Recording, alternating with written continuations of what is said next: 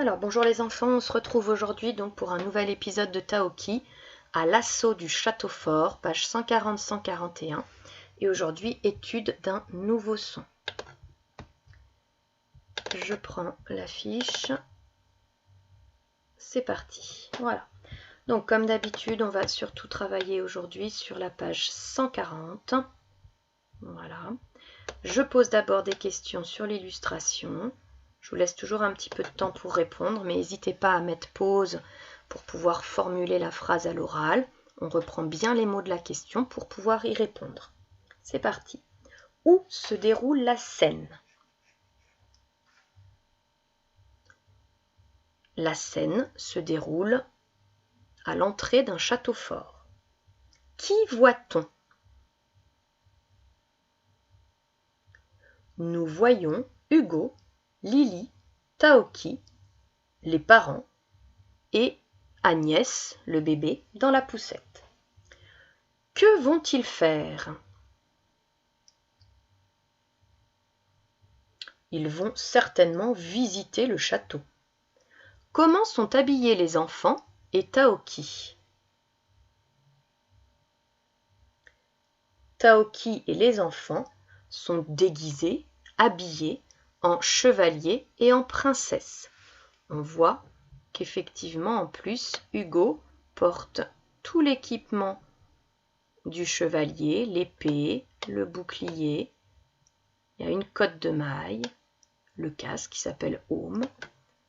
Voilà, et pareil pour Taoki, il a l'épée, le aume, il a la cotte de maille, il a un cheval en bois, un faux cheval.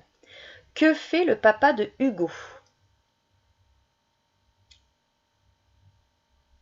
Le papa de Hugo prend des photos.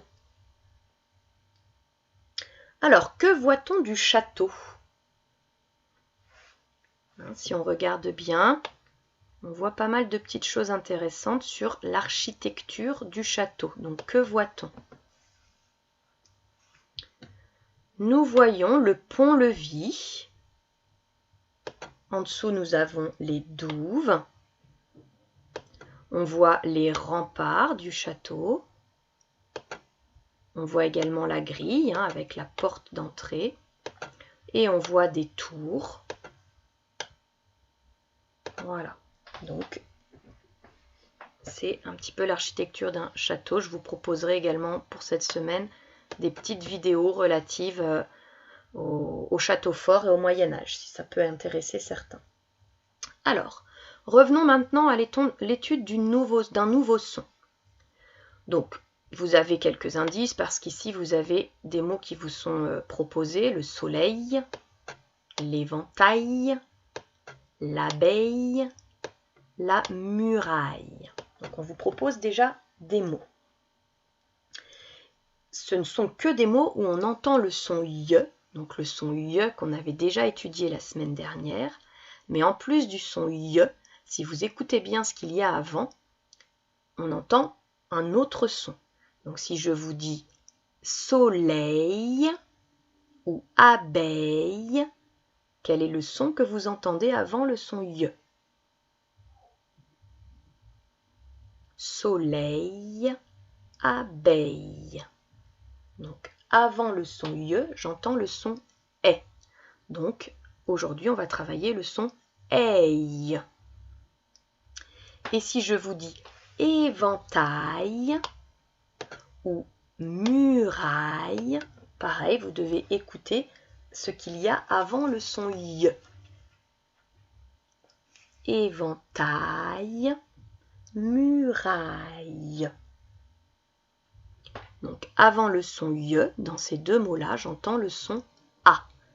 Aille, éventail, aille, comme dans muraille. Donc, aujourd'hui, les deux sons que nous allons étudier, ce sont donc les sons aille et ei. Et on voit qu'il y a deux écritures différentes.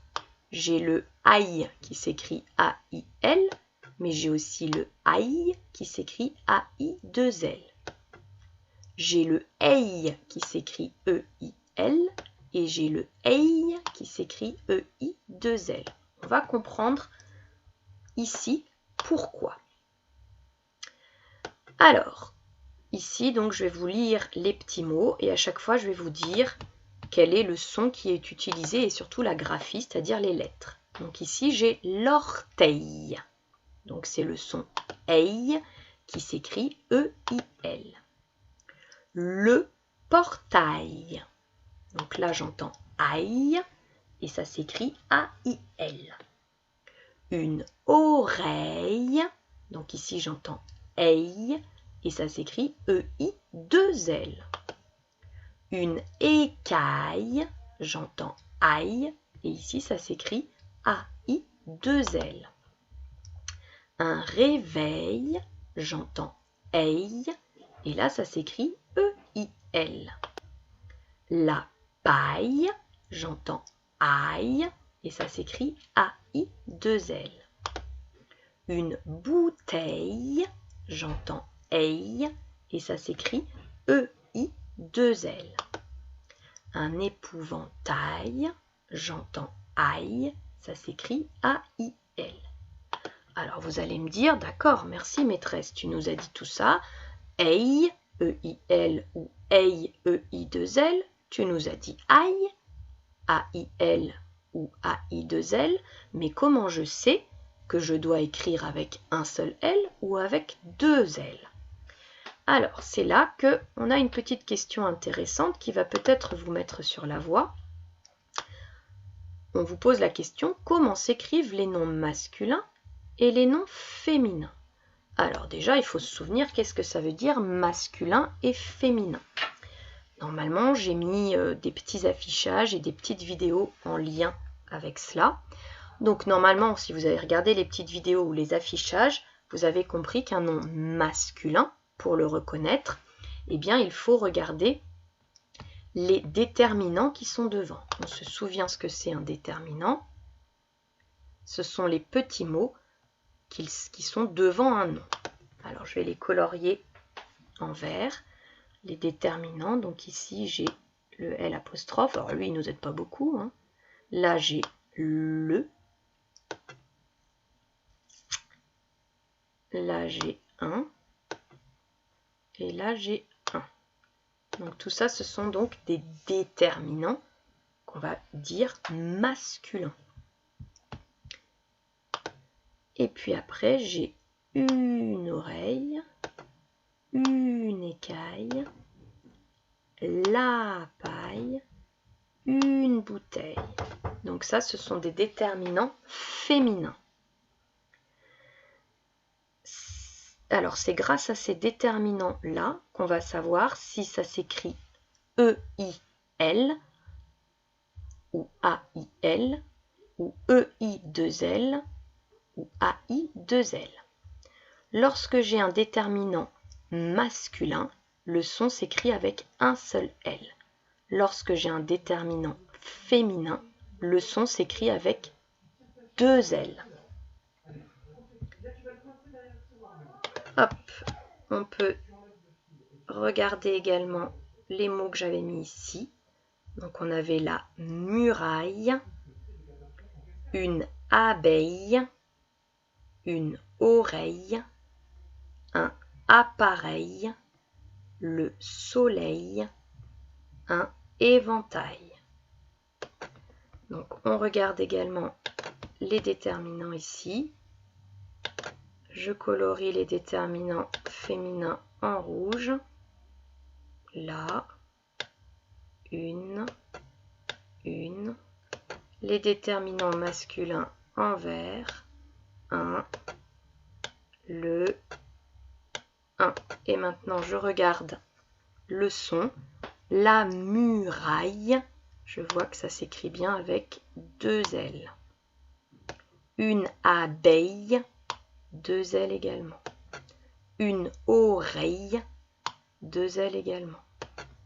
Je regarde avec les déterminants masculins. Un appareil. Là, je n'ai plus qu'un seul L. Le soleil. Un seul L.